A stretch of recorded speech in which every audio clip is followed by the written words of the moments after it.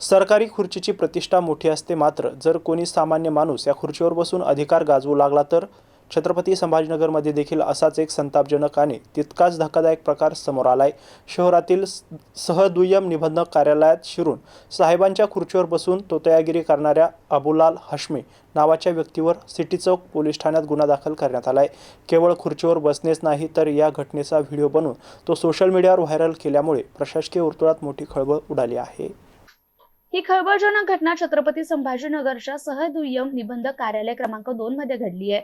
2 ते 4 फेब्रुवारी रोजी सकाळी 10:55च्या सुमारास सहदुय्यम निबंधक रवींद्र युवराज तोंडे हे आपले शासकीय कर्तव्य बजावत असताना आरोपी अबुलाल हाशमी यांनी आपल्या 10 ते 15 साथीदारांसह कार्यालयात प्रवेश केला।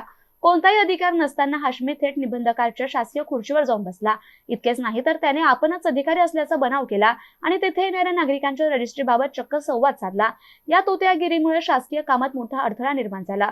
एवढ्यावरच हे आरोपी थांबले नाहीत। या संपूर्ण कृत्याचं मोबाईलवर चित्रीकरण करण्यात आलं आणि तो व्हिडिओ सोशल मीडियावर जाणीवपूर्वक व्हायरल करण्यात आला। त्यानंतर नोंदणी कार्यालयासमोर बेकायदेशीर जमाव जमवून JDR गांगुर्डे मुर्दाबाद अशा घोषणा देत गोंधळ घातला, तर शासकीय कार्यालयाचा अवमान आणि तोतयागिरी करण्यात या आरोपीला चांगलंच महागात पडलाय। पोलिसांनी या प्रकरणी गुन्हा दाखल केला असून पोलीस उपनिरीक्षक मुठा या प्रकरणाचा अधिक तपास करतायत। मात्र अशा प्रकारे सरकारी कार्यालयात शिरून अधिकाऱ्यांच्या खुर्चीवर बसण्याचं धाडस येतेच कसे असा प्रश्न आता उपस्थित होतोय।